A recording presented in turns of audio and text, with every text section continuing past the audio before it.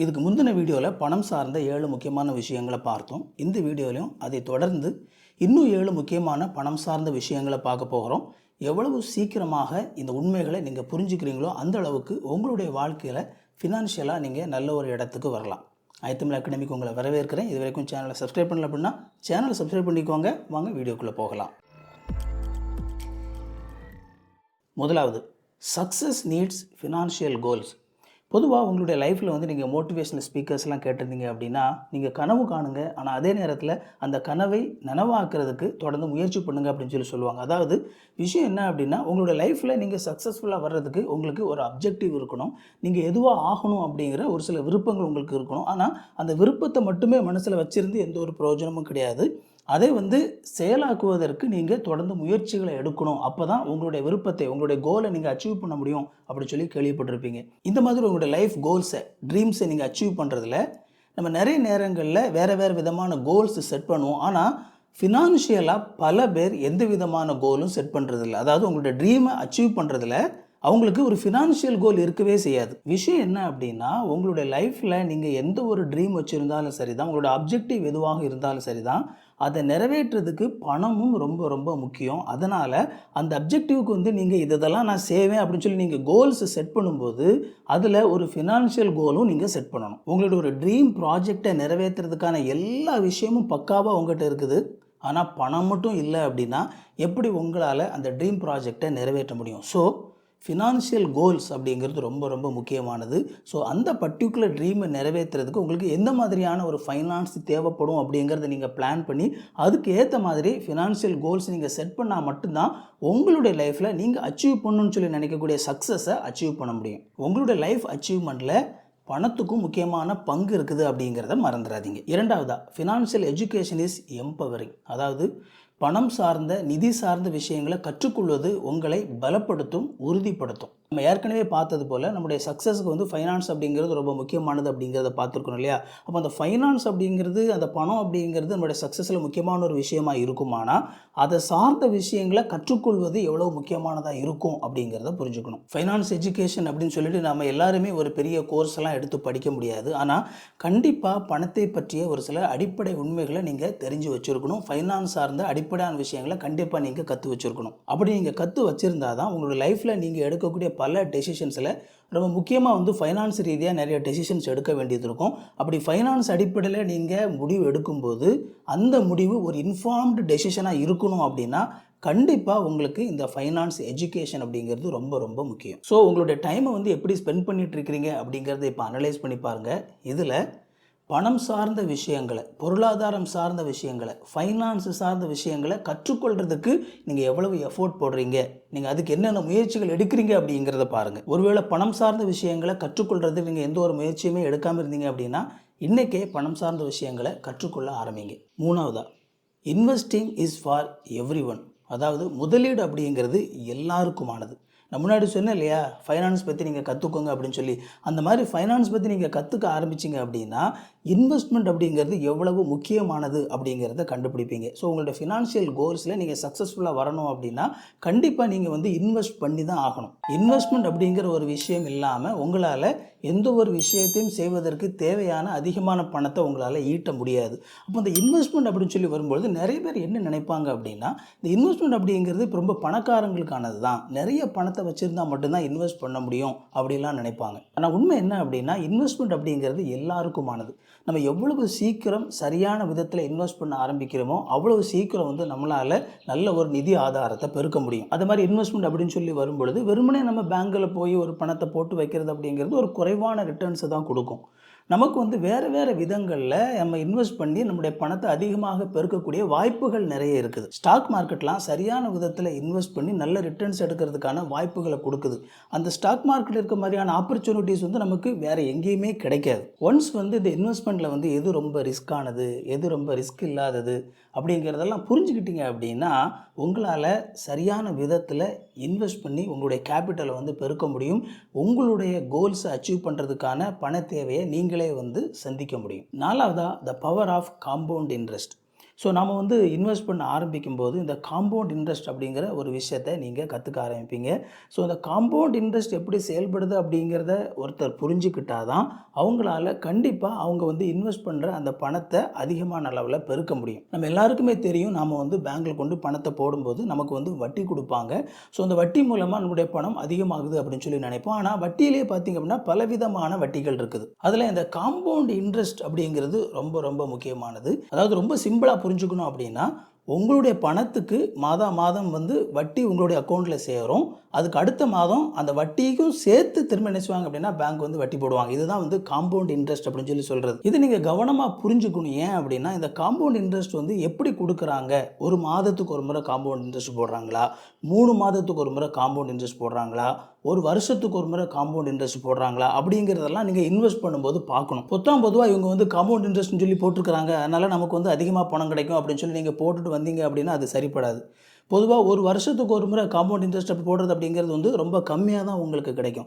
எவ்வளவு ஃப்ரீக்வெண்ட்டாக வந்து உங்களுக்கு அடிக்கடி இந்த காம்பவுண்ட் இன்ட்ரெஸ்ட் வந்து போடுறாங்களோ அந்த அளவுக்கு தான் நீங்கள் இன்வெஸ்ட் பண்ணுற பணம் வந்து சீக்கிரமாக அதிகமாகும். ஸோ இந்த மாதிரி ஒரு காம்பவுண்ட் இன்ட்ரெஸ்ட் அப்படிங்கிறது எப்படி செயல்படுது அப்படிங்கிறத நீங்கள் புரிஞ்சுக்கிட்டால் தான் உங்களுடைய இந்த இன்வெஸ்ட்மெண்ட் ஜேர்னியில் உங்களுடைய பணத்தை பெருக்கிற இந்த விஷயத்தில் ரொம்ப குயிக்காகவே உங்களுடைய பணத்தை வந்து நீங்கள் அதிகமாக்க முடியும். 5வதா, கிரெடிட் ஸ்கோர்ஸ் மேட்டர்.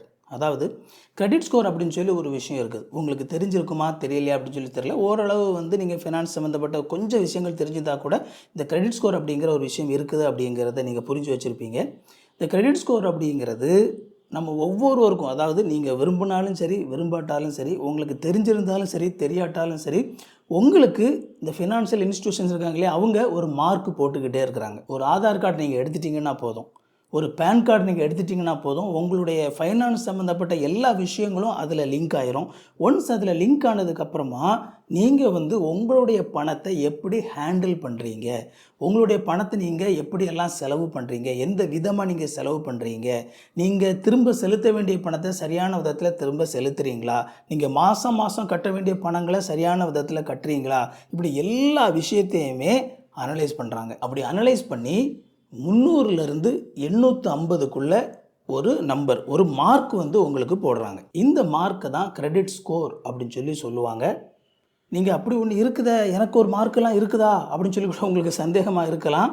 நீங்கள் தெரிஞ்சிருந்தாலும் தெரிஞ்சு வச்சுருக்காட்டாலும் உங்களுக்குன்னு சொல்லி ஒரு மார்க் போட்டு தான் வச்சுருக்கிறாங்க. இதை யாருமே ஃபுல் மார்க்கெல்லாம் வாங்க மாட்டாங்க. ஏன்னா கண்டிப்பாக எல்லாருமே ஃபினான்ஸில் சின்ன சின்ன தவறுகளை செய்ய தான் செய்வாங்க.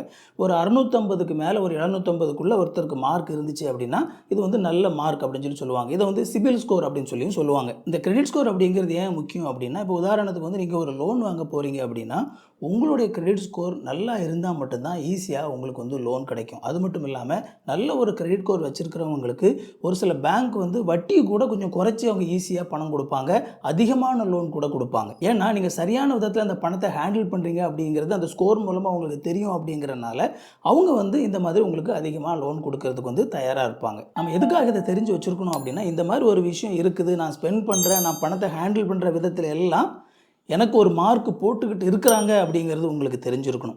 ஸோ அது தெரிஞ்சிருந்தால் மட்டும்தான் நீங்கள் உங்களுடைய பணத்தை சரியான விதத்தில் செலவு பண்ணுவீங்க, சரியான விதத்தில் ஹேண்டில் பண்ணுவீங்க.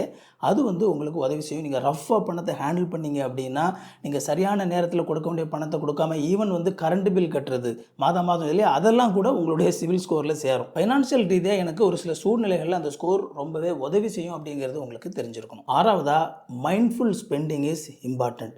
கவனமாக பணத்தை செலவு பண்ணுவது அப்படிங்கிறது முக்கியமானது. நம்ம இப்போ தான் பார்த்தோம் இல்லையா கிரெடிட் ஸ்கோர் அப்படின்னு சொல்லி. இந்த கிரெடிட் ஸ்கோர் வந்து உங்களுக்கு ரொம்ப நல்லா இருக்கணும் அப்படின்னா நீங்கள் இந்த பணத்தை சரியான விதத்தில் ஹேண்டில் பண்ணணும், சரியான விதத்தில் செலவு பண்ணணும். உங்களுடைய ஸ்பெண்டிங் பேட்டர்ன் அப்படிங்கிறது மைண்ட்ஃபுல்லானதாக இருக்கணும். அதாவது சரியான இன்ஃபார்ம்டு டெசிஷன்ஸினுடைய அடிப்படையில் நீங்கள் வந்து பணத்தை செலவு பண்ணக்கூடிய ஒரு நபராக இருக்கணும். நீங்கள் வந்து எமோஷனலாக பணத்தை ஹேண்டில் பண்ணக்கூடாது. ஸோ அது ரொம்ப ரொம்ப முக்கியமானது. இம்பல்ஸ் பையிங் அப்படின்னு சொல்லி சொல்லுவாங்க. அதாவது ஒரு விஷயத்தை பார்க்குறாங்க, பார்த்துட்டு வந்து அந்த இடத்துல வந்து ஒரு பொருளை வாங்கணும் அப்படின்னு சொல்லி நினைக்கும் போது டக்குன்னு வந்து உடனே எதையும் யோசிக்காமல் வாங்கிடுறது.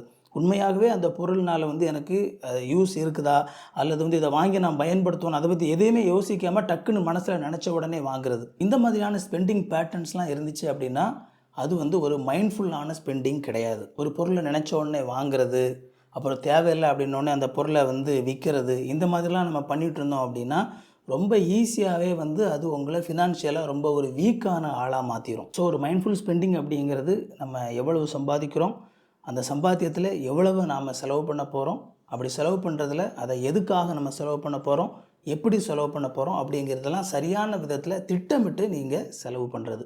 ஸோ இந்த மாதிரி இந்த மைண்ட்ஃபுல் ஸ்பெண்டிங் உங்கள்கிட்ட இல்லை அப்படின்னா அந்த மைண்ட்ஃபுல் ஸ்பெண்டிங்கை நீங்கள் பழகிக்கோங்க. 7வதும் கடைசியமாக நீங்கள் தெரிஞ்சு வச்சுக்க வேண்டிய ரொம்ப முக்கியமான கான்செப்ட் ஃபினான்ஷியல் இண்டிபெண்டன்ஸ்.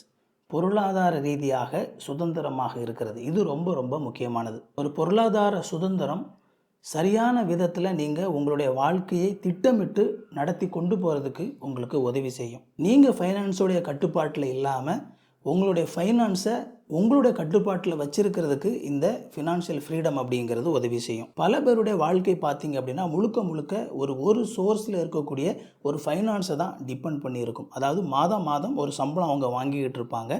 அந்த மாதம் வரக்கூடிய அந்த சம்பளத்தை மட்டும்தான் அவங்களுடைய முழு லைஃப்பும் டிபெண்ட் பண்ணியிருக்கும். இன்ஃபேக்ட் அவங்களுடைய முழு ஃபேமிலியுமே கூட அந்த ஒரு இன்கம் சோர்ஸை மட்டும்தான் கம்ப்ளீட்டாக டிபெண்ட் பண்ணியிருப்பாங்க. ஒருவேளை ஏதாவது ஒரு சூழ்நிலையில் ரெகுலராக வந்துட்டு இருக்கக்கூடிய அந்த இன்கம் தடைப்படுற ஒரு சூழ்நிலை வந்துச்சு அப்படின்னா முழுவதுமாக அவங்களுடைய குடும்பமே கொலாப்ஸ் ஆகிரும். இதுதான் நீங்கள் வந்து இந்த ஃபினான்ஷியனுடைய கட்டுப்பாட்டில் இருக்கிறது. ஸோ இப்படிப்பட்ட ஒரு சூழ்நிலை நீங்கள் இருந்தீங்க அப்படின்னா எப்படி நான் வந்து என்னுடைய வாழ்க்கையில் இந்த ஃபினான்ஷியல் ஃப்ரீடத்தை இண்டிபெண்டன்ஸை நான் வந்து அச்சீவ் பண்ணுறது அப்படின்னு சொல்லி யோசிக்கணும். பொருளாதார ரீதியாக விடுதலை அடைந்த ஒரு நிலையை நீங்கள் அச்சீவ் பண்ணணும் அப்படின்னா முதலாவது நீங்கள் திங்க் பண்ண வேண்டியது எப்படி வந்து மல்டிபிள் ஸ்ட்ரீம்ஸ் ஆஃப் இன்கம்மை வந்து நான் கொண்டு வர்றது அப்படிங்கிறத யோசிக்கணும். அதாவது ஒரு வேலை செய்கிறீங்க, அந்த ஒரு வேலையிலேருந்து ஒரு சோர்ஸ்லேருந்து உங்களுக்கு சம்பளம் கிடைச்சிட்டு இருக்குது. அப்படி அந்த ஒரு சோர்ஸை மட்டும் வருமானத்துக்காக டிபெண்ட் பண்ணி இருக்காமல் நான் எப்படி பல்வேறு விதங்களிலே எனக்கு வருமானத்தை வர வைப்பது அப்படின்னு சொல்லி நீங்கள் யோசிக்கணும். காலங்கள் மாறிக்கிட்டு இருக்குது. நீங்கள் இந்த காலகட்டத்தில் இந்த சூழ்நிலையில் ஒரே ஒரு சோர்ஸ் ஆஃப் இன்கம்மை மட்டும் நீங்கள் டிபெண்ட் பண்ணி இருக்கக்கூடாது. ஒரு சோர்ஸ் ஆஃப் இன்கம் ஏற்கனவே வந்து உங்களுக்கு வந்துட்டுருக்குது. அது வந்து ஒரு செக்யூரான ஒரு இன்கம்மாக உங்களுக்கு வந்துட்டுருக்குது. அது நல்ல விஷயந்தான். அது போக ஒருவேளை உங்களுக்கு எக்ஸ்ட்ரா கொஞ்சம் டைம் இருக்குது அப்படின்னா அதை பயன்படுத்தி அது மூலமாக ஏதாவது ஒரு இன்கம் கொண்டு வர முடியுமான்னு சொல்லி பார்க்கணும். இதை மூன் லைட்டிங் அப்படின்னு சொல்லி சொல்லுவாங்க. ஒரு சில கம்பெனிஸில் வந்து மூன் லைட்டிங்கை வந்து அக்செப்ட் பண்ண மாட்டாங்க. அதாவது அந்த கம்பெனியில் நீங்கள் வேலை பார்த்தீங்க அப்படின்னா வேறு ஒரு இடத்துல வேறு ஒரு வேலை செஞ்சு நீங்கள் வருமானம் ஏர்ன் பண்ணக்கூடாது அப்படிங்கிற ரூல் இருக்கும். அப்படி ரூல் இருக்கிற பட்சத்தில் நீங்கள் வந்து மூன் லைட்டிங் பண்ண முடியாது. பட் ஆனால் வேறு விதங்களில் ஒருவேளை ஒரு ஆன்லைனில் ஒரு சில விஷயங்களை செய்கிறதன் மூலமாக என்னால் ஒரு வருமானம் ஈட்ட முடியுமா அப்படின்னு சொல்லி பார்க்கணும். ஒரு புத்தகம் எழுதுறதன் மூலமாக பணம் சம்பாதிக்க முடியுமா, அல்லது வந்து ஒரு கட்டுரைகள் எழுதுறதன் மூலமாக நான் பணம் சம்பாதிக்க முடியுமா அப்படிங்கிற மாதிரிலாம் யோசிக்கணும். சில கம்பெனிகள் வந்து மூன் லைட்டிங்கை தடை பண்ணாலும் நீங்கள் இன்வெஸ்ட்மெண்ட் மூலமாக பணம் ஏர்ன் பண்ணுறது வந்து எந்த கம்பெனியுமே தடை பண்ண முடியாது. ஸோ நீங்கள் சரியான விதத்தில் உங்களுக்கு கிடைக்கிற அந்த பணத்தில் ஒரு பகுதியை நீங்கள் கவனமாக இன்வெஸ்ட் பண்ணி அது மூலமாக வந்து உங்களுக்கு ஒரு வருமானம் கொண்டு வர முடியுமா அப்படிங்கிறத யோசிக்கணும். ஒரு வீடு கட்டி கொடுத்து அந்த வீட்டில் ஒரு வாடகைக்கு ஒருத்தரை வச்சு அது மூலமாக ஒரு வருமானத்தை எடுக்க முடியுமா, இந்த மாதிரி பல்வேறு விதங்களில் நான் எப்படி மல்டிபிள் ஸ்ட்ரீம்ஸ் ஆஃப் இன்கம்மை நான் கொண்டு வர்றது அப்படிங்கிறத யோசிக்கணும். இந்த ஃபினான்ஷியல் இண்டிபெண்டன்ஸ் ஏன் ரொம்ப முக்கியம் அப்படின்னா ஒன்ஸ் நீங்கள் இந்த ஃபினான்ஷியல் ஃப்ரீடத்துக்குள்ளே வந்துட்டீங்க அப்படின்னா ஒரு நிர்பந்தத்தினுடைய அடிப்படையில் இதில் போய் தான் நான் வந்து சம்பாதிச்சாகணும் அப்படிங்கிற ஒரு சூழ்நிலையில் இருந்து வெளியே வந்து உங்களுக்கு பிடிச்ச பலவிதமான விஷயங்களை உங்களுக்கு செய்கிறதுக்கு உங்களுக்கு வாய்ப்புகள் கிடைக்கும். உங்களுக்கான ஒரு ட்ரீம்ஸ், உங்களுக்கான ஒரு கோல்ஸ் இதெல்லாம் அச்சீவ் பண்ணுறதுக்கான சூழல் அமையும். அதனால் எவ்வளவு சீக்கிரமாக இந்த ஃபினான்ஷியல் இண்டிபெண்டன்ஸை நீங்கள் அச்சீவ் பண்ண முடியுமோ அவ்வளோ சீக்கிரமாக அச்சீவ் பண்ணுறதுக்கு முயற்சி பண்ணுங்கள். இந்த வீடியோவில் நம்ம பார்த்த தகவல்கள் உங்களுக்கு ரொம்ப பிரயோஜனமானதாக இருந்திருக்கும் அப்படின்னு சொல்லி நினைக்கிறேன். இதில் எது உங்களுக்கு ரொம்ப யூஸ்ஃபுல்லாக இருந்தது அப்படிங்கிறத கமெண்ட்டில் போடுங்க. இதுக்கு முன்னாடி ஒரு வீடியோ போட்டிருக்கிறேன், அதையும் பாருங்கள். இந்த வீடியோ பிடிச்சிருந்தோம்னா அந்த வீடியோவை லைக் பண்ணுங்கள். இது வரைக்கும் சேனலை சப்ஸ்கிரைப் பண்ணல அப்படின்னா சேனலை சப்ஸ்கிரைப் பண்ணிக்கோங்க. உங்களுக்கு நோட்டிஃபிகேஷன் வேணும்னு நினச்சிங்க அப்படின்னா அந்த பெல் பட்டனை கிளிக் பண்ணிக்கோங்க. இன்னொரு சூப்பரான வீடியோவில் சந்திப்போம் friends. Thank you. God bless you.